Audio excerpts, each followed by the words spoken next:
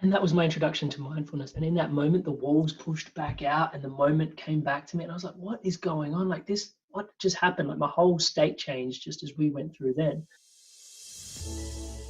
Welcome to the Things You Can't Unhear podcast. I'm your host, Maritza Barone. In this show, I will introduce you to ideas, concepts, and mindsets that will open your mind to a new world of well-being and personal life growth. Through eye-opening interviews, we elevate people in the world doing amazing things for humanity and share insights that will shift you to become the happiest, healthiest, kindest, and most compassionate version of you. Well, hello everyone and welcome back to Things You Can't Unhear. Today we have Amrit Sandhu on the show, and just so you know, we're in for a bit of a fun time. His personality is infectious and his knowledge and belief systems are so insightful, especially within the times we're facing right now. For those of you who don't know Amrit's work, he's the founder of wellbeing business and podcast called Inspired Evolution. He's an international speaker, a trainer, facilitator, and life coach. And he's also a graduate of the Eckhart Tolle School of Awakening and certified master of Mindvalley Australia. He has an amazing energy that opens us up to perceive things in different ways and a way of communicating that is unlike any other. I really love hearing from men in the wellbeing world, and I am thrilled to add Amrit to our lineup on the show. You will laugh, you will breathe, and you will have realizations throughout this episode as you listen to him speak. Hello, Amrit. Thank you so much for being on the show. It is such a pleasure to be here. What was that noise? What was what noise? I just love your little you. For anyone who doesn't know Amrit, he starts all of his podcast episodes with that little noise. Now, what does that noise mean to you? What is that? Yeah, what does that noise mean to me? Great question. So, so basically it came from a really strange place. Not a really strange place. I used to go to music festivals with my friends, and I love music. Music's like, creation is just vibration and frequency, if you want to get super deep straight off the bat. But anyway, music festivals and I'd just be having these amazing moments, DJs building it up. And I just have this moment where we'll just all get too much. I'd get really overwhelmed, really excited, really pumped. And I'd just be like, and my mates literally mid-festival would stop. Like everyone's having a wild time.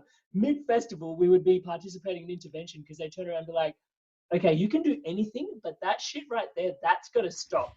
And I was just, and obviously when you're a young adolescent man and everyone's like, that's the one thing you can't do. So what's the first thing you're going to go do, right? The only thing you're going to be doing. Yeah, right. So that kind of stuck for me at festivals. And from there, when I down the track started a podcast, which was way later, I don't know, I just kind of had this moment of inspiration where I was like, I think I'm going to start every episode with that, just because it's a sound that, like resonate. And it was just a moment of creativity, inspiration. And since then I've just started every episode with it. And I've actually thought about it a little bit because everyone, we've had questions similar to yours before. And it's just been like, hey, what am I actually doing? And I've come to realize that even when I walk out on stage, I do it. It gives me self permission to be me. Yeah, I love that. It does. And it raises the vibration and raises the energy in the conversation instantly. It just puts you in a good mood. I don't care if it's annoying to other people. I think it's lovely. Thank you for that. That's great to hear. Sometimes I get feedback like my laugh is really annoying and I'm like, I don't know how to change that. So you gotta be yourself. You're gonna have to change the station because this is the one I'm on. I've got to say, I honestly, I do remember hearing your laugh for the first time, and I was like, "What is that?" But I love it. It's so infectious. Or some of my mates say, "Hey, listen, the seal's broken down," and I'm sitting there going, It's just like, oh man. Hey, I've got a snort in my laugh when I'm using it, so I suppose that's just as bad. Mission accepted. Try to get you snort on this episode today.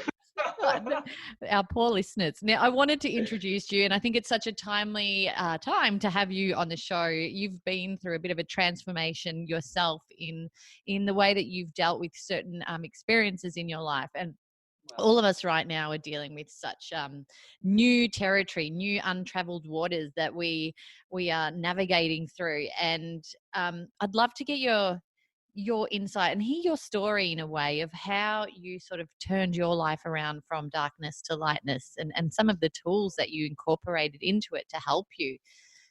In terms of who I am, humbly, I'm just Amrit. Amrit Sandhu. I guess I founded the Inspired Evolution, which is here to help people live the life they love, which sounds very airy-fairy. If you come and you start looking at me and you kind of in a juncture, you've either got some sort of concerns with your mental health and where things are at. I guess my deepest message, just to kind of throw the can out, like, let the cat out of the bag nice and early, is that health and purpose are actually the same thing. Right? So you can't find yourself on purpose, right? Unless you're healthy, and you're not really healthy if you're not on purpose. So that's my whole message in a nutshell, right? It's the title of the TED Talk I put pen to paper to, and all of that. So in that's been informed by a life full of ups and downs and which ways around. But I guess what I'm more like, other than the Inspired Evolution, the other things that people recognize me for are Mindvalley Australia. So I represent Mindvalley here in Australia, running seminars, workshops, all sorts of things. We up and down the East Coast, and hopefully making our way to the West Coast. But anyway, that's a whole other conversation. Also love now India. Mindvalley. Mindvalley is just, has changed my life. So that's where I found out about you. So I'm so glad that we've now connected. Such a blessing to be connected. And so, so Mindvalley Australia has been doing really rock solid, and I have Indian heritage. So I was like, let's take this to India as well. So I've been doing Mindvalley in India as well now. So same sort of thing, workshops, seminars, groups, trainings. And in and around that, recently Mindvalley handpicked some of their trainers. So there's only 3 Mindvalley coaches in the world now that coach globally for Mindvalley, and just touch wood, seem to be blessed to be one of those people. In and around that, also got coached by Eckhart Tolle for 6 months to help people live a life of presence and purpose, which is much the same as living the life you love. You've got to need some presence. You're going to find your purpose. So that health and purpose conversation. Just dropping the big names today, aren't you, Amrit? Just Mindvalley and Eckhart Tolle. Look, you asked for like what's going on. I know. I know, and I love it. I love it. And this, after speaking to you for quite a while yesterday and previously before, so much of their insights have come through you, and it's and your own as well. But I mean, you're obviously doing amazing things for people. Hasn't always been the way, has it? I mean, you learned the hard way.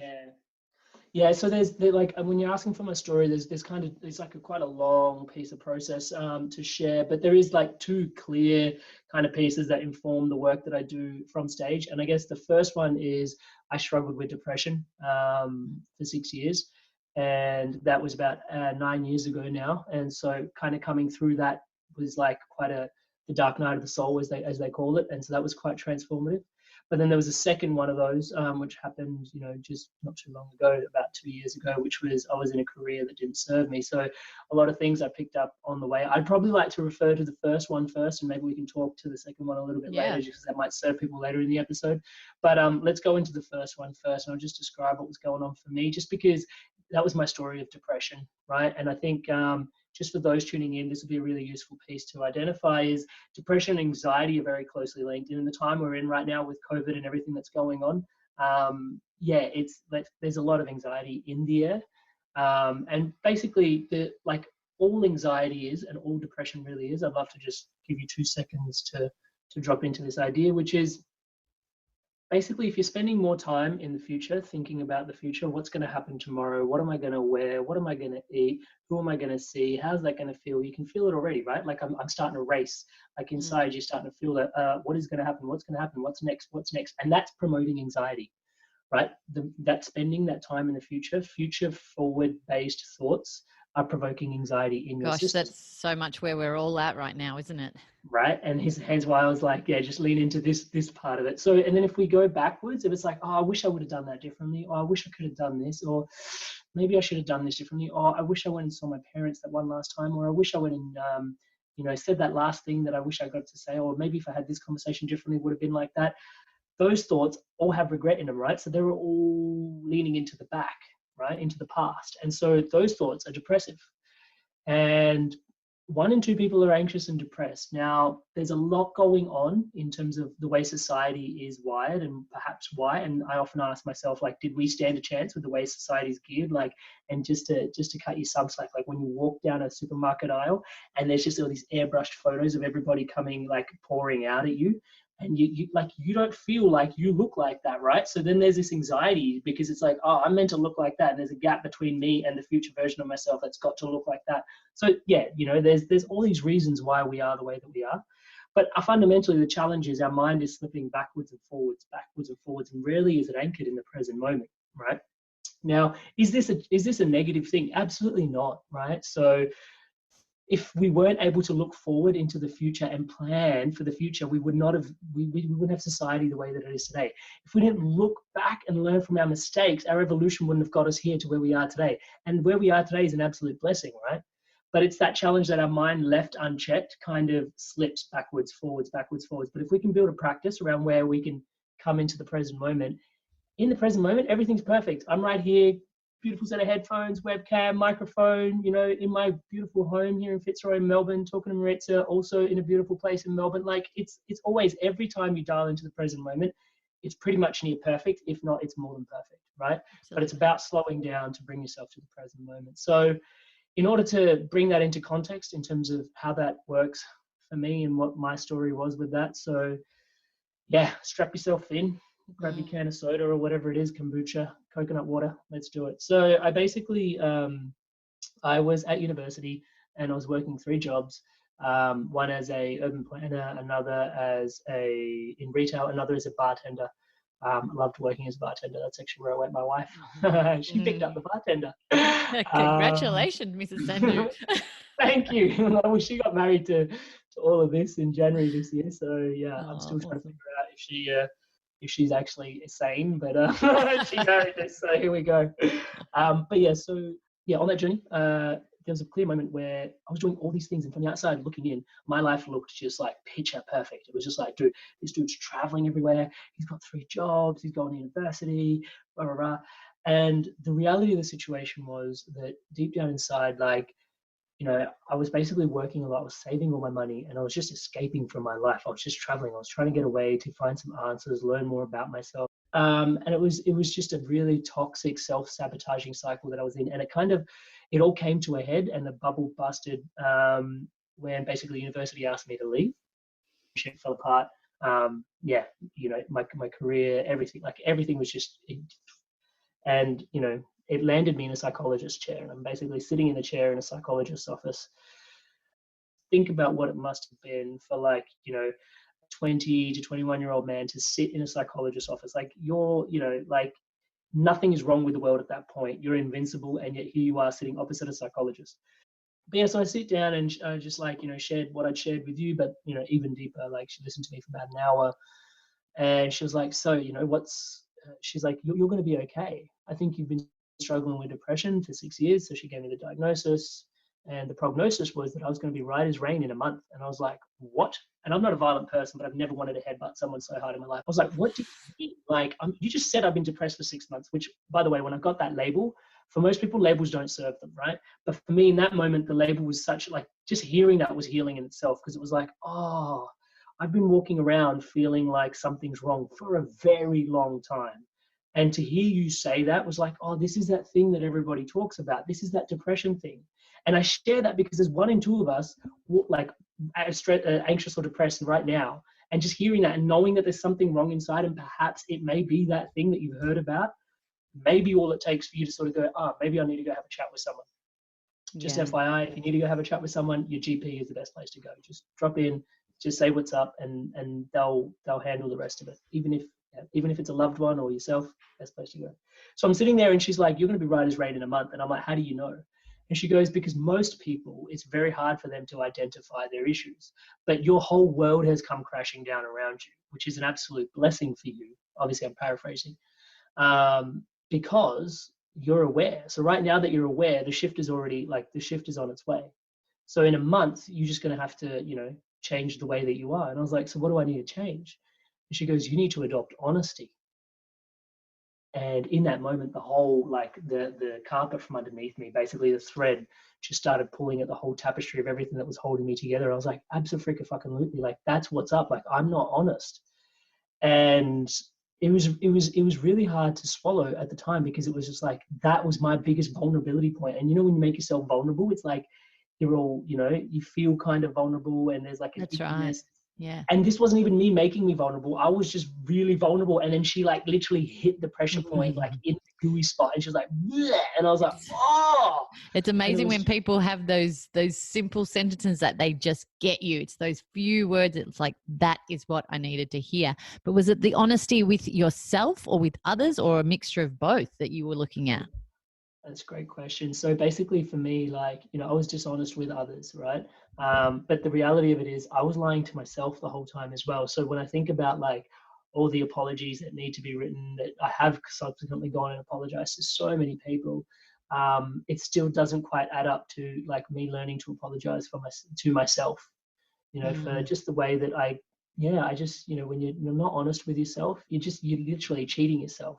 And your relationship with yourself is all you really have at the end of the day. We came here alone, we go back alone to wherever we came from, wherever we're headed to. And you really cheat yourself out of a lot. Now, the reality is that we're all lying to ourselves at all times in one way, shape, form, or another. You know, like reality is completely subjective. But it's when you're interacting with the world and you're damaging your relationships and it's really toxic, that it was just a really hard place. So I'll give you an example. Like if, you know, Maritza invited Amrit over to dinner, and it was like, yeah, dinner's at 6, and I'll be like, sweet, I'll be, you know, and you call me up at 5, like, you making it to dinner? And I'll be like, yeah, I'll be there at 6, cool, no worries. And then you'd be like, all right, cool. And then it'd be 6 o'clock, come out, it's like, Amrit, you coming to dinner? And I'd be like, oh yeah, I'll be there in 5 minutes, don't stress about it. And you'd be like, all right, cool. And then you'd be like 7 o'clock, and it's like, Amrit, are you coming to dinner? And I'm like, yeah, dude, I'll be there in 5 minutes. And like, you kind of know that like an hour ago I said 5 minutes. Yeah, I didn't come, that would piss a lot of people off. Right? But I was doing this on the regular. And like for you, like those listening, like, why would you do this, right? But obviously most of your listeners are probably here in Australia or in a Western country, because that's where podcasts are most consumed. But if someone was listening in from like an Eastern culture, they'd be like, oh yeah, that's fine. Like you said, it'll be 5 minutes. Okay, it was an hour late. What's the big deal? And this was my rub, right? This is like a small example, right? But like on the macro scale, it was totally okay for me to say like, hey, like I'm going to uni, even though I'm failing everything. I don't need to communicate that like to you. I'm traveling, I'm working. Like in Western cultures, we value integrity and transparency a lot. Yeah. Right? We really do. In Eastern cultures, there's a lot of population. It's really hard. The most eloquent way I can put this is that it's all about putting your best foot forward.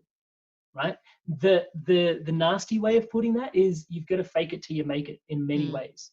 Right? I've got cousins that basically drive 7 Series BMWs back home in India, but they live out of an apartment, and it's like your house doesn't equate to the car, but the car is what you go see people in. So you went and got this amazing car, and it's like, dude, like, but that's the culture. That's right? the culture. It's just different culture, different values. So for me, I grew up with the value of, you know, I was raised with the value of put your best foot forward. It's your best opportunity of getting ahead. Right? Which makes sense when you say it out loud like that.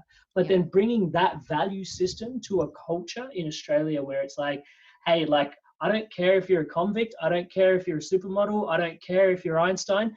Just be upfront. Just be honest with where you're at. Like I could call you and you're like 5 o'clock, call me up and be like, Amrit, you coming to dinner? I'd be like, actually, I know we made plans 2 weeks ago. I don't reckon I'm going to make it tonight. Don't hate me. Please rain check. And you'd be like, sweet. All right, cool. We'll catch up another time. Are you going to be disappointed for like 5 seconds? And you'd be like, oh, at least I don't have to set a place for him. It'll be fine. At least now I know, right? But I had no registration of that. I had no idea that that was acceptable. I had no idea this was going to be okay. I think dishonesty ends up taking its toll on us too. Well, taking its toll is a great way of putting it. And mind you, it's not all roses when you become honest. Like my memory's gone to shit now. When I was dishonest, I remembered all the lies and everything that I weaved. So this is like 10 years. I remember I was like, well, that means you're a good liar. And I told this person that, and I told this person this, and I'd have to try and like interconnect all those web of bull deceits into it. And now it's like you ask me something, and I'm just like, I just tell you like honestly what I'm thinking, and it's just like, remember you said this, and I'm like, no, I don't remember anything. Like I don't have to remember anything. I just am, you know. So just take what you get. But yeah, the weight of it is an interesting conversation to have, right? So when we talk about weight, what you're talking about is actually like holding something down. We're talking about suppression, right? So when you're talking about suppression, what you're talking about is depression. And that's that weight that you carry around on you. Now, here's a little hack 101. This is why Amrit is a life coach, because having transmuted a lot of this stuff, when you're depressed, what's the opposite of being depressed, right? The opposite of depress is express, right? But the last thing that I wanted to do when I was depressed was communicate to you where I was at or share how I was feeling, right? Which is why talk therapy exists. Just get it out and you're expressing, and it's shifting everything that you're suppressing, depressing, right? And so you have to express to try and move your way through your depression, right? That was my truth. And so fundamentally in there though, how do you learn to express your core energies? Your core tenets are, you know, the universe is innately curious. We are the universe looking in on ourselves. So I'm here looking at the universe in a certain way, light, form. I'm, you know, got my lens of you looking in. Maritza's got her own. The person listening into this, you're looking in on the universe from a certain angle. Like none of us looks in on the universe the exact same way. But we were all created. So that curiosity is fundamental. And then came creativity, right? So we're all creative. And that creativity is actually your health. Like if you're not creating, you're not healthy, right? Because you've got to be creative, to be expressive, to live your expression, right? And if you're not living your expression, that's where the mental health stuff will start settling in, right? That's where you start getting issues. Now, most people, and again, introverts, I got your back. Like if you're sitting out there and you're like, easy for you to say extrovert, like you love to talk. And it's like, yeah, I get it. But your expression is just an emanation of who you are. It doesn't mean express, like get out here and scream, you! But at the same time, you sitting there gracefully reading a book when I go to a cafe to pick up my coffee and seeing you do your thing and just being like, wow, that person looks like they're totally absorbed in that moment and I absolutely love reading. And that's inspiring me to go read a book tonight by the beach. You've just done your thing. Do you know what I mean? Like that's your expression. You've dropped into your vibrancy to the like extent that it's available to you. So expression is key. And that's actually the antidote to depression. So that's a little bit of my story. So from there, you know, I then had to go and like completely go from like everything being broken, yucky, disgusting, to then go on the journey of healing and adopting honesty. And it completely changed my life. I wasn't honest immediately either. This is probably just a story. I know I talk too much. I should probably go get a podcast somewhere. But one of the things was when I left the doctor's office, I wish I could say to you like, hey, I was honest as of that moment immediately. And it wasn't true, right? It wasn't true. What basically, yeah, totally. So I liken it to this, like, like I have this one like story, which basically I used to also be a litter bug, right? So I would just throw my rubbish onto the street, and it's not something I'm proud of. Seems like I'm just talking about all the things I'm not proud of at the moment, but here we go. So I just throw my rubbish on the street, and then I remember having this one conversation with my wife, who back then was my girlfriend. And she'd be like, "Hey, you know that goes into the oceans?" And I didn't compute that previously. Yep. For some reason I didn't. And as soon as she said that, I saw the turtle with the straw coming out of its nose, and I felt all that pain and shock and horror. And I was like, oh my God, I've been contributing to that. So I had that realization. I was like, oh, right, I'm contributing to that problem. But did I stop littering as of that point? No. Did I walk out of the doctor's office completely honest as of that point? No, right? But I had the awareness, the shift had happened. So the same thing with the litter, right? It's an easier example because it's physical and you can relate to it. I'd walk along and first time I had rubbish in my hand, I just dropped it and I walked on. Second time, I just dropped it and I walked on. Third time, I went to drop it and I kind of hesitated because I was like, oh, I'm doing the wrong thing. I'm kind of aware that this is kind of not the right thing to do, but fuck it anyway. I'll drop it and I walked on. Fourth time around, I hesitated a little bit longer, but I still dropped it. Fifth time, I dropped it, totally hesitating, walked on, and then I stopped and I said, oh, I might go back and pick that up. Picked it up, put it in the bin. Sixth time, I dropped it and I started going back and pick. And so that happened 7, 8. I was dropping rubbish on the ground, walking off, walking back to pick it back up and put it in the bin. Around time 8 and 9, I was looking at the rubbish in my hand. I'm like, I'm going to drop this and then I'm going to walk on and I'm going to walk back and I'm going to pick it up. Then I'm going to go put it in the bin. I was like, you might as well just put it in the bin, mate. It's like, all right, fair enough. But it took about a dozen times for me to anchor that behavior in. Now, the question that I ask from stage when I share this with people is like, hey, when did I shift? Like, when did I actually change? And people are like, when you put it in the bin. Or some people are like, oh, when you went back for it. The reality is, and this is what I learned from Eckhart Tolle, and this is really hard to digest for some people when you're just in this space, but the moment I became aware, the minute my wife told me, hey, and I had that image of the straw coming out of the turtle's nose, the shift had already happened. The rest, the awareness is the key. The awareness is the shift. The rest is you just catching up to that awareness and integrating your behavior to match your awareness now. right? Absolutely. And so that was the journey. And so I'm at home. The doctor's prescribed me like, yep, honesty. And then she's giving me these antidepressant pills. And she's like, off you go, mate. Like, these pills will do you wonders. And I'm like, perfect. And the doctor that prescribed me to the psychologist, she turned around and she goes, here's a breathing exercise. And I was like, breathing? Like, are you fucking serious? Like, breathing. Like, I'm alive. I'm sitting here in front of you. I've been here for like 21 years. And you're trying to tell me to breathe. Like, dude, we're good. Like, obviously I breathe. And so I walk off, go home, take my first pill, and it's amazing, right? It's because it's amphetamines, right? So you're at home, I'm buzzing, I'm bouncing off the walls, I've cleaned the house, listening to music, The having a dark brilliant thoughts time. had gone. Oh man, I was just like, I was feeling good. I wanted to call my friends, tell them I love them. I was in a great place. And then 4 hours later, I leveled out and I came back to my normal waking state, which was a really icky state.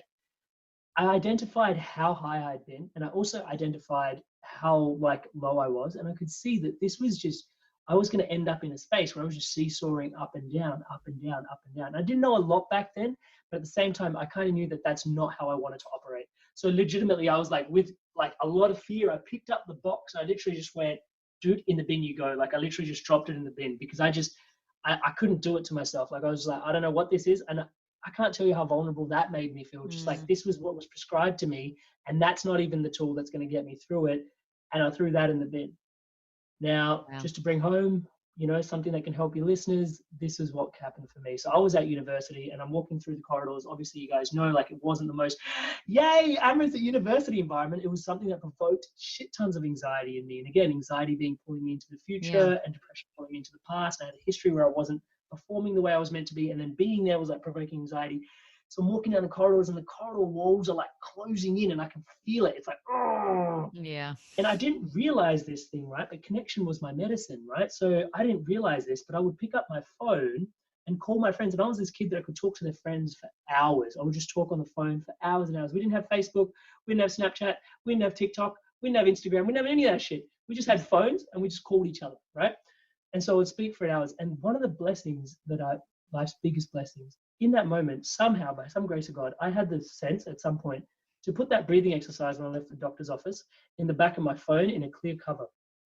Do you remember the breathing exercise? Yeah, here we go. Ready? So I pulled out my phone to call a friend. I've seen the back of my cover and I'm just like, oh yeah, let's do this. I don't know. Breathe in. 1. Breathe out. 2. Breathe in. 3. Breathe out. 4. Breathe in. 5. Breathe out. 4. Breathe in. 3. Breathe out. 2. Breathe in. 1. Breathe out. 2. And so on and so forth, up to 5 and back down. And even as you can see, like both of our states have completely changed. Like, I can't even be loud and exuberant so anymore. Simple, isn't it? It's such a simple thing. I don't know if our listeners have done that. As soon as you started talking, I breathed and just dropped a serious level down. And yeah, it's powerful. And that was my introduction to mindfulness. And in that moment, the walls pushed back out and the moment came back to me. And I was like, what is going on? Like this, what just happened? Like my whole state changed just as we went through then. And it was, like you said, it's so simple. And I was like, what is this? And so then the first thing I went and read was The Happiness Trap, which is a book on mindfulness. And that kind of brought me to mindfulness. And I was like, wow, okay, mindfulness. And then by some other grace of God, I grew up Indian. So there was always meditation just waiting for me. But I just never thought it was for me. It was always like out there for like religion and all that sort of stuff. Yep. And then mindfulness evolved into meditation. And meditation, the way I share it from stage, basically, it reconstituted my life. Like my antidote for depression is meditation. Right? Why do you think it's so powerful, Amrit? Why do you think it's changed you and transformed you so much? Yeah, it's a great question, and I'd like to answer it a bit more like fully, just so I can give a bit of a picture. So mindfulness is really good, right? Because mindfulness is a type of meditation, in my humble understanding. The verdict's still out. Everybody has their own opinions, but this is my format just to kind of articulate it. Hopefully, it makes sense, and so you can take what you want of it. So mindfulness is a type of meditation that brings you into the present moment. So right now, if I stop and I stare at the webcam that I'm looking at, and I just look at all the little lenses in it, and just really take in the whole like architecture of it, and oh wow, okay, like I've never stopped to look at the rings around there, and it's like cool, you're like really present to the moment. And for those tuning in, like the easiest hack is just look up, like look up and you see, oh, I never knew that was on top of my air conditioner, or I never knew the ceiling had that up there, and you just take a moment to just stare at something upwards. Also positive psychology, when you look above 30 degrees, your brain, it's much harder to have negative thoughts. But yeah, anyway. Amrit, thanks to you, I've just noticed I have a crack in my ceiling. Don't let it make you anxious. Just be present to the crack. I'm feeling good. I've just done my breathing. Nothing can break me. But yeah, so like in that moment, you realize, right? So when you're tuning in and realizing and just connecting to the present moment, you're mindful. But meditation, which many people think meditation is mindfulness and they're one and the same, for me, meditation is actually just sitting back and taking like an observational standpoint to all the thoughts, right? For me, metaphorically, I see a lighthouse and all the waves and all the clouds and all the ships and all the traffic and everything. Some people see themselves on the side of the road, like you're in your mind, you're in the car driving along, and all of a sudden you stop to meditate, you get out of the car and you see all the other cars rushing past, and all the cars are the thoughts. For me, I just see myself as an observatory, as a lighthouse. And I just take the time to just sort of cultivate 20 minutes, bare minimum, to just sit and watch all the thoughts come and go. And depending on when this episode is launched, just because of the whole COVID situation that we're in right now, I'm doing 62 days of centering, which is basically me meditating, not mindfulness, because there's so many people mindfulness, but just 62 days. I just sit there with myself on Facebook Go Live, and 62 days of centering is just me centering and just meditating. But meditating is not guided. It's not mindfulness. It's literally just me sitting. And what meditation does for me is it defrags the hard drive. If you think about your hard drive, you're giving all those thoughts that you've had, which are currently in your operating system, which is in your RAM. You know, when you go task manager and all these things are open. All your tabs are open. Yep. Yeah, right. So you do that and you just take a step back and go, well, instead of working in all the tabs, let's just take a moment to see what tabs are open and just allow the tabs to do their thing, right? Just run those like those little circles of death. Just let them spin out to death for a little bit, you know, and you just let your thoughts kind of go. And now is it kind of, you look at it and go, whoa, like I had way too many tabs open. Or like, Jesus, I opened a tab like that. Like, why did I open that tab? Of course that happens. And people go, oh, dude, meditation's uncomfortable. Absolutely, right? But don't try and take 20 minutes of trying to filter through tabs straight off the bat, right? So my question is normally, how long can you sit for with your thoughts? And some people say 5 minutes. I'm like, cool, let's build a practice around 2.5 minutes. Now you got no excuses. It's super easy. Just drop in and then increase it by like a minute, you know, after a fortnight. So for me, that's the place of meditation, right? Meditation helps you defrag the hard drive, right? Mindfulness brings you to the task manager and goes, hey, like I'm really focused in right here, right now, right? Now, then the conversation is, yo, like what's the third piece? And the third piece is actually manifestation, right? Because if you've done enough work on the background and you've done all your meditation pieces and you've kind of like cleaned up the hard drive's ready to go. It wants to run some really cool softwares, right? It really wants to execute some cool shit. Like it's here to run AutoCAD, here to run all sorts of things that you want it to do. And you've got the tools and systems to interface with it, but what's it going to execute? And then it becomes, oh, cool, manifestation. So these are the 3 M's, right? Meditation, mindfulness, manifestation. Are you getting this, people? Because I'm writing everything down. I mean, it's so true. You get to create the life that you want through these processes and not just respond and react to experiences that happen in our lives. It's when we start doing things on a creation level that life starts getting interesting and life starts getting exciting.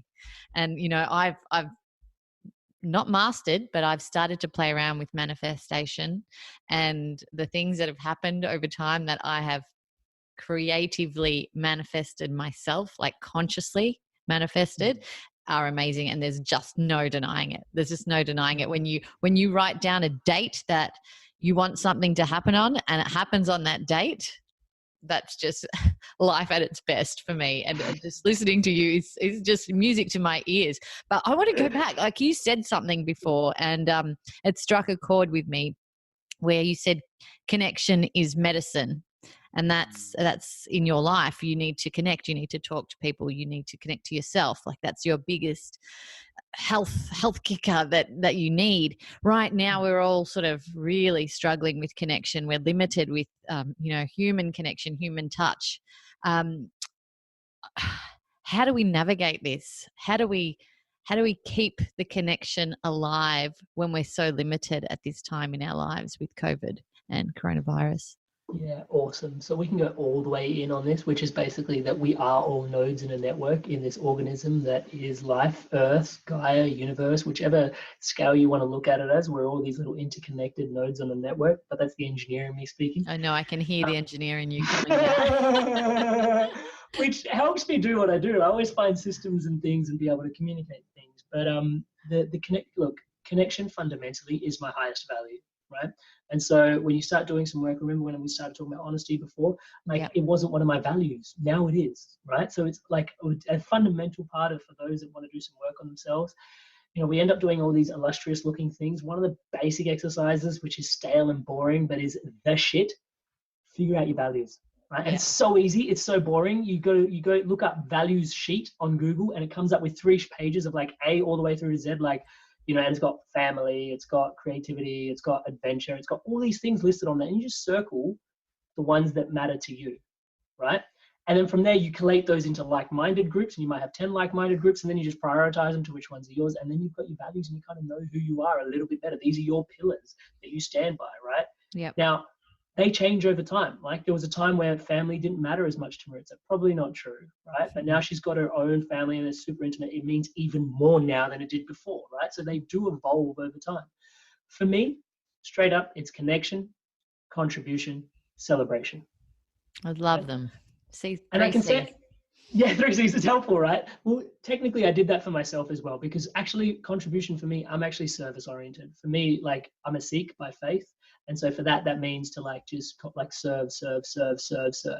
But when I went to celebration, I was like, contribution also means service. Let's call it contribution. So there are 3 C's. It's just easier to anchor for me. So yeah, so contribution, connection. And so connection's like the highest thing. Now for me, connection goes like every problem, every blessing. For me, connection has been part of that narrative. Right? And that's just my value, my story. So that disconnection to self is why I was dishonest. I didn't realize about myself that I was disconnected from the Western culture and connected to the Indian culture, but not connected to these 2 different places, and trying to find the connection to myself, to my story, to the narrative, to the world that I was living with. How do I connect with people? I'm trying to be the best version of myself, but they just want transparency, but I know that doesn't work because that was part of an operating system that was challenging for me. And right now, I make all my decisions based on, am I connecting? Am I contributing? Does this help me celebrate life to the nth degree? Right? Is it helping you live the life you love? Yep. And so now I use it as a tool to help me navigate things. But connection for me is fundamentally wired into everything that I do. Now, something that you asked is really interesting, which is how do we navigate it in a time like this? I would say that you're already navigating it, everybody. Especially if you're tuning in right now, especially if you're tuning in Australia. I know all over the world the same measures are roughly in place. Right now, you have to stay 1.5 meters, 2 meters away from everybody else, right? So you're social distancing, right? Socially, you're distancing. However, when I go outside and I see someone and it's like, oh, dude, you're kind of in my 1 meter little personal bubble, or that person's 5 meters away, that's cool. And they look at me and they acknowledge, there's a moment of acknowledgement like, yeah, you're right, because you're on the other side of the road.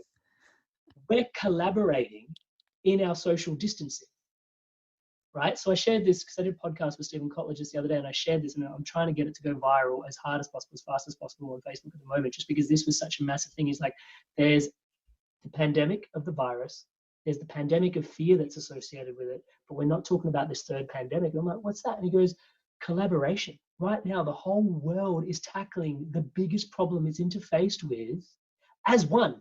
We're connected. That's right. We're connecting. So right now, even though we feel disconnected, we're all colluding, connected, to stay in our homes together to help each other get through this. Yeah. Right? So connection is ever present. ever present, right? And right now, like, I think that's a message that I felt compelled to share. So I made a special little highlight from the Inspired Evolution to share it with everybody, just because it's like, dude, like, don't be so hard on yourself. We're collaborating. Right now, you feel distant from everybody. We're in a collaborative space.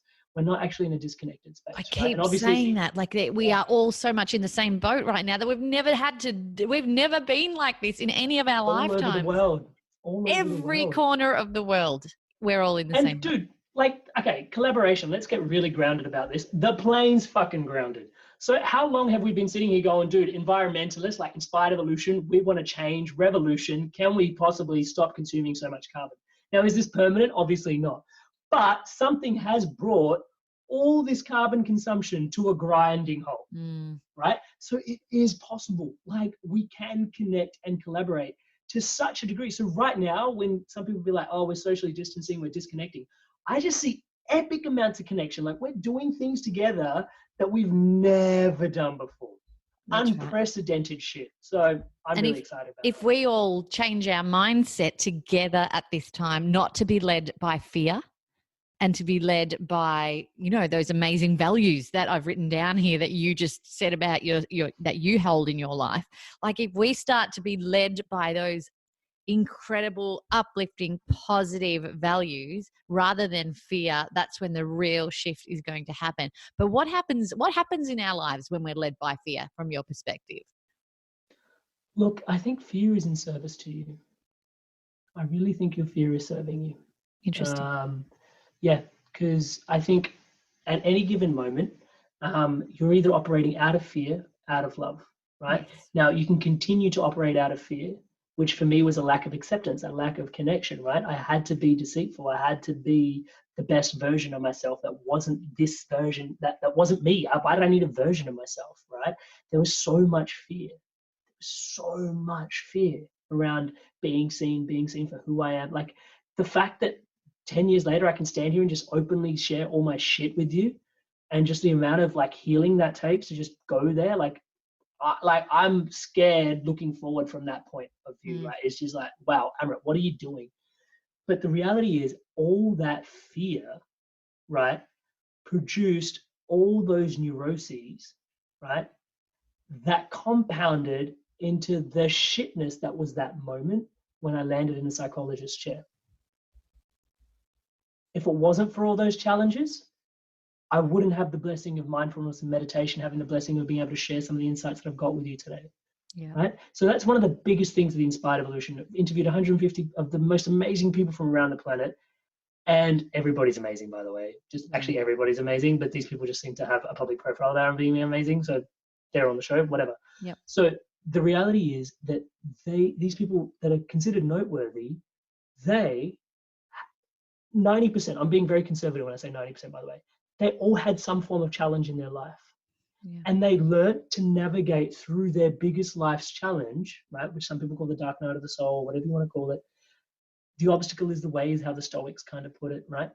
That challenge, when you move through that challenge, your greatest gift emerges. And then how you got through that challenge becomes your gift. And then you can't help but be like, hey, yo, do you want to meditate? Do you want to meditate? Like, I went through heaps of shit and it really fucking works. Like, do you want to meditate? Can I help you meditate? You've got a sore toe? Let me help you meditate. And it's like, dude, your car broke down? Let's just meditate. And it's like, and it's like, okay, slow down. But I've definitely been, overzealous about meditation as well, because it helped me so much. But you can't help that, it's something that's, just really, really, really, really, really, really, really means a lot to me. So your challenges form your biggest gifts. So your fears are in service to you, right? So don't run away from your fears. You kind of got to move through them, which is, kind of could lead to the next place of the story, which is like the second breakthrough in my life. But the big challenge for me was I had no relationship with courage, because I actually thought courage was fearlessness.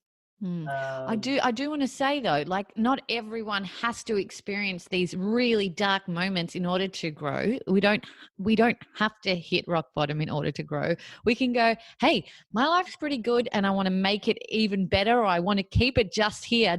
It's just perfect. I want to keep it perfect. I'm going to bring mindfulness and meditation into my life just to elevate it even more. Like, you don't need to hit rock bottom in order to grow. And I'm so enthusiastic about sharing that message, because No, I haven't had a horrific dark moment in my life. No, there's nothing that, of course there's been challenges and dark experiences, but nothing that has, been that defining moment for me that's gone, yep, this is the tipping point. But it's just a series of little things that has led me to go, I actually want to be better than this. I want to elevate my life to be as best I can. I want to milk the shit out of this lifetime.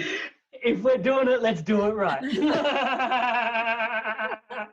I love that. So yeah, so what you're alluding to is actually there's two ways to learn, right? And this is a very fundamental Mindvalley tenet, but it's actually a Japanese philosophy. If you love Japanese, or if you don't love Japanese, go look up the word ikigai. That's a whole nother tangent I've just thrown out there.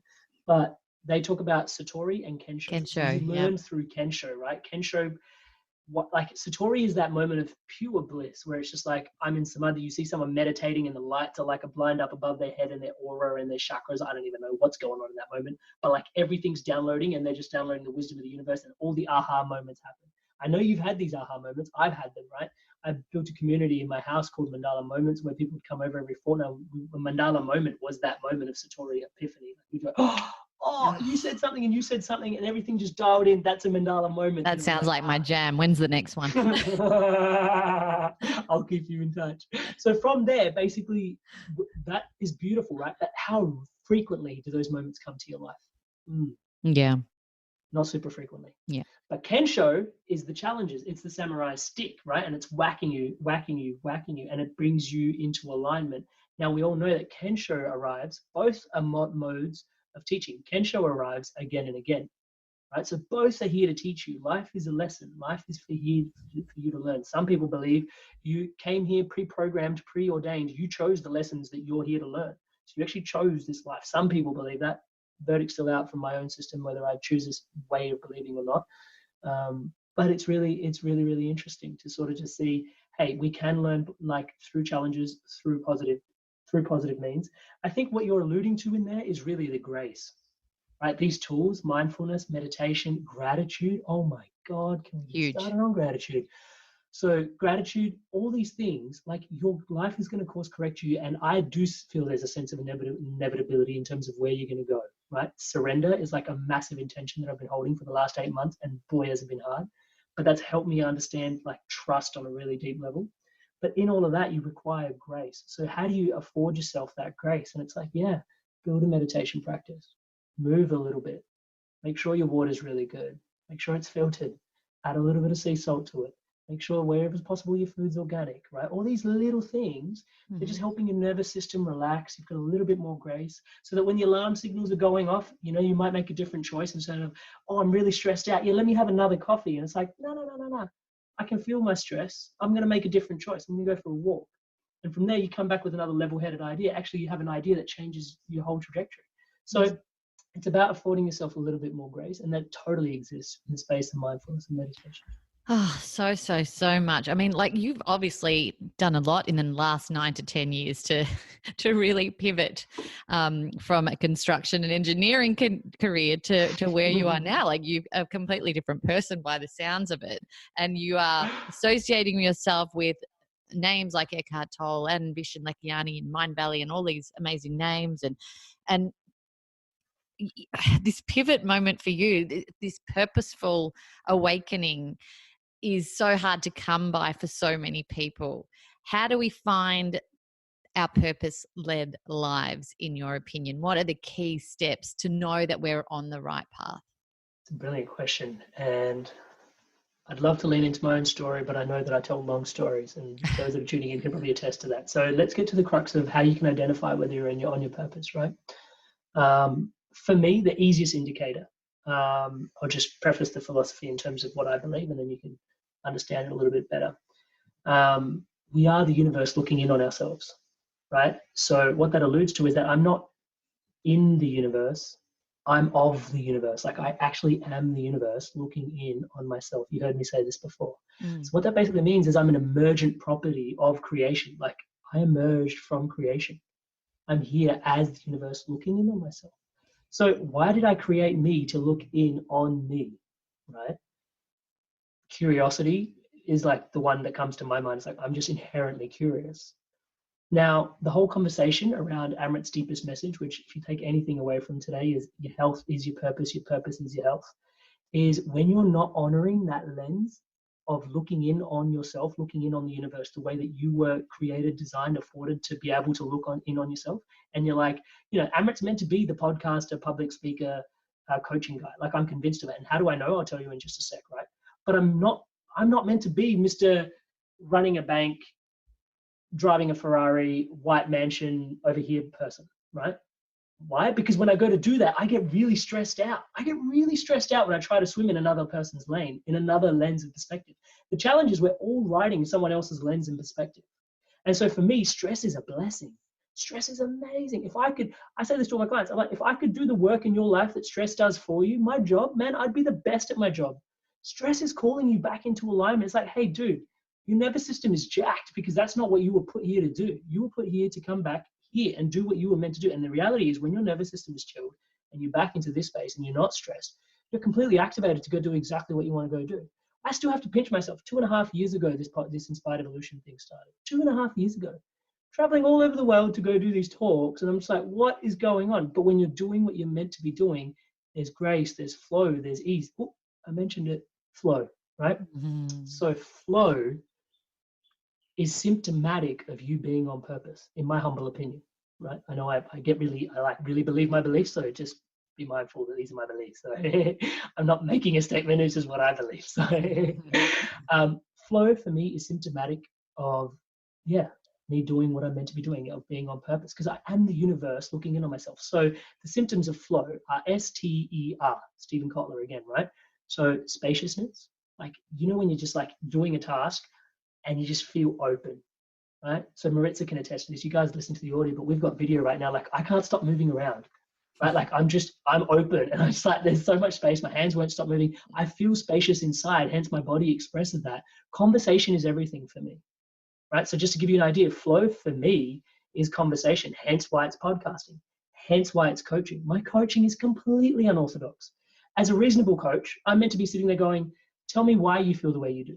Tell me why you think that happens. And I'm just meant to lead you down a rabbit hole of questions to get you to the realization that I want you to have, right? That's what a good coach does.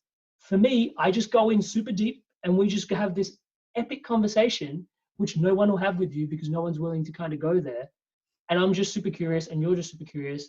And we just sort of explore. And I'm learning as much as you are in these conversations. It's completely unorthodox, but it's completely transformative because it's raw, it's vulnerable, it's transparent, it's wise, it's broken below the surface, right? It's ridiculous, right? So that's coaching. And then for me, speaking from stage is literally just a conversation with a wider audience, right? And you can feel the energy in the room because it literally is a conversation for me. People are like, oh, how to become a better public speaker? It's like, for me, it's have a conversation with the room rather than just coming up here with your show notes and going, boom, this is what I'm going to say. It's like, what's landing, what's not landing. So for me, it's all about conversation. As you can see, I can't shut up, right? Like I live to communicate. I live to talk. Now, my team gets this about me.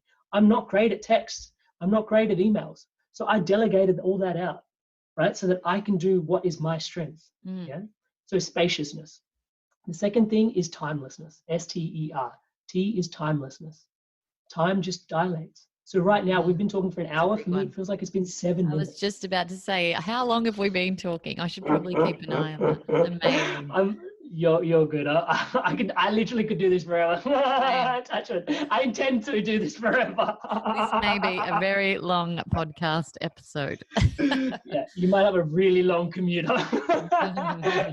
Choose the scenic route. And so then there's E, right, which is effortlessness. Like, it just feels natural. Why?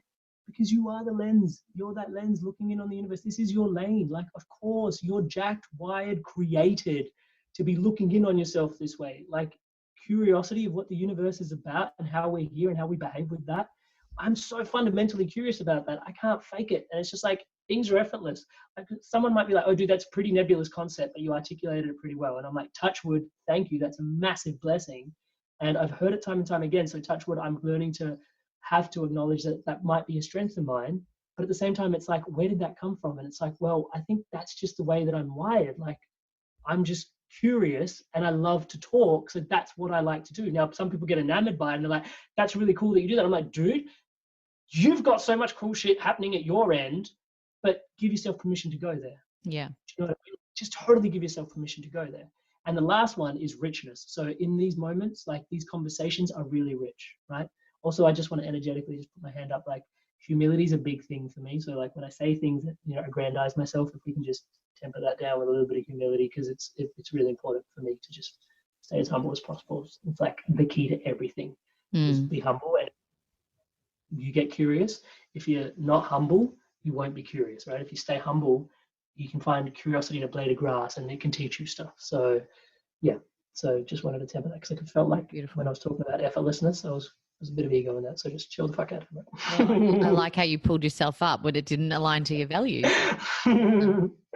Someone's got to do it. Might as well be me. But yeah, so flow. And so how do you find flow in your life? Many people, so I get two kind of camps of people coming to get the coaching. Some of them already know. It's like, hey, dude, when I'm doing pottery and I'm playing with clay, it just works. Like I'm so in, and time just dilates, and it's effortless. It turns out like shit, but I love it. And it's like, perfect, man. That's what you gotta go do, right? And they're like, yeah, but I make 250 grand a year, like as an accountant. And I was like, cool. How many years did you put into accounting? And they're like, 25 years. And I'm like, cool. I would beg to argue, if you put 25 years in pottery, maybe you don't make 250 grand. You will, because it's what you were meant to do, and you're gonna be fucking amazing at it. Let's just say you don't, right?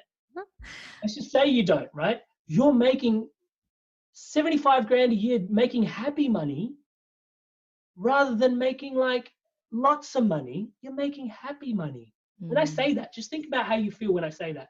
Lots of money versus happy money. The energy is completely different, right?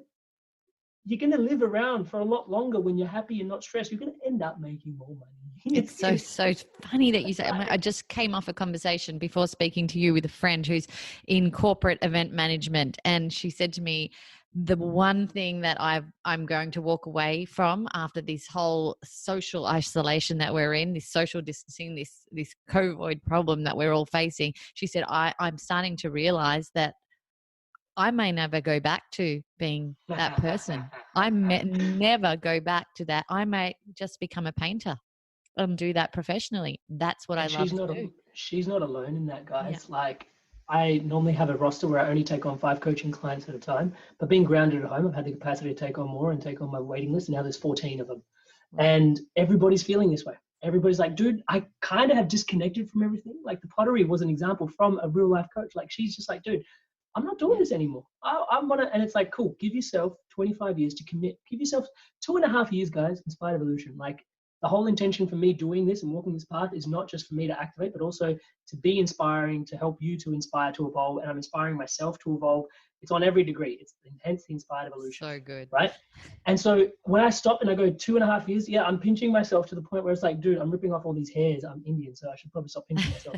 But yeah, it's full on, right? So in this time, what can you do? First of all, you can't fake your flow. You can't fake who you are. It's ever present. Yeah, you suppress it. You watch heaps of Netflix. You're keeping up with the Kardashians. You're doing all this sort of stuff. For sure you are, right? Because everybody else is doing it. That's society's values. But still, in your deepest moments, like maybe like the hour before you go on to bed, you're looking at, old vintage cars or something, or you're looking at like, how do I build vertical gardens? Or, your digital space, have a look at what's just rummaging around in there. There's a through line in there somewhere, energetic through line that talks to you about stuff. For me, it was spirituality. I was always listening to Alan Watts, Richard Dawkins, Deepak Chopra. I was always listening to these people.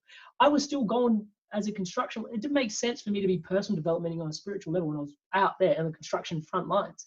But I couldn't run away from it. You look around my house, there's books on spirituality and personal development. There's musical instruments everywhere, right? So it's just like, I wonder what Amrit's flow and purpose is. It's like, well, I love spirituality. I love reading. I love learning. And I love music. I love, and so that's, you can't fake it. Your space at home already has it emanating out of you. And some people say, my house is really bland. Cool. Go into your digital space. Yeah. What was the last thing searched on YouTube? What are the Instagram accounts you're hashtag following? Like all these things are in there. Your purpose is, you know where you find that. Just learn to cultivate that. But we don't cultivate shit because our generation has no patience. I think we've Sorry all for just started calling it this out. Conscious Conversations, which is a business that I've co-founded with a couple of friends of mine, and we tend to ignite these deeper, below the surface conversations with people. One of our big questions is, what would you be doing if money wasn't a thing? And right now, we all have the opportunity to actually explore that. Isn't it like these are the golden nuggets that we need to be thankful for right now? Absolutely. And so let's bring that full circle into the philosophy that I was sharing. We are the universe looking in on ourselves, right? You're curious. The universe is curious and it's creative. So it's created everything. So the universe is consistently like, it's got a fundamental tenet to want to create. And you are the universe looking in on itself. So you have a fundamental expression to create, right? But when you're consistently suppressing yourself with all this other stuff, you have no time, you have no bandwidth for the freedom of an idea to drop in to create. You need to get bored, right? But our generation doesn't get bored, right? We're so stimulated. But the minute that's why people are like, I have the best ideas in the shower, because you're bored for once. You go for walks and you have the best idea because you're bored for once. Yeah. So when your boredom is fundamental to the space that creativity emerges from, right? So allow yourself to get bored every now and then. And how do you allow yourself to get bored? Well, meditation really helps for me, because otherwise it's like I'm walking around my thoughts, or I'm with my thoughts. And I'm like, well, I am my thoughts. Well, I am my thoughts. Where it's like, well, I can just chill and just be like, okay, there's a lot of thoughts going on, but I can just walk down the street and just not associate with them. And then like something will slip in and it was like, oh, wow, that was an interesting thought. Okay, cool. And I wonder what that cultivates. And it's like, boom. So just to give you an idea, I was bored and it came up with, okay, let's do 62 days of centering. And it was like, why 62? I didn't even know where that came from. And I was like, oh, because it takes 60 days to build a habit. All right, let's do 62 days of centering. Why wouldn't you do mindfulness as a meditation on Facebook? Everybody's going to love that. And I'm like, because I just want to do the thing that I want to do, which is meditate, which is about defragging the hard drive instead of just bringing everybody into the present moment. And then when they go back, they're back to the. If we have an opportunity to defrag the hard drive, I don't think anyone else is going to do that for them. Let's just sit and chill. Maybe only 5 people want to go there, but those 5 people I might have an epic impact on. Let's see. So beautiful. Yeah. Thank you so much for your time today. I could literally sit here and talk to you for 3 weeks or 62 days. I could spend how many create a habit. Thank you so much, Amrit. Everyone, of course, you are going to want to continue to hear that laugh and the you as much as you can. So Amrit's podcast is Inspired Evolution, and you can reach out to him via his website as well. Thanks again, Amrit. I'm Maritza Barone. Thank you for listening to the Things You Can't Unhear podcast. I'd love to keep the conversation going. Let us know what you thought of this episode, and if something really profound came up for you that you want to share, let's talk about it. You can find me on Instagram at Things You Can't Unhear, or on my personal page at Maritza_Barone. And if someone you know will benefit from something that was said in this show, make sure you share it with them too. If you haven't already, hit the subscribe button and keep up to date with what's next. And if you can spare a few seconds, please rate and review the show on iTunes, just so other people can find us more easily and quickly. And as always, my friends, be happy, be healthy, be conscious, and be kind.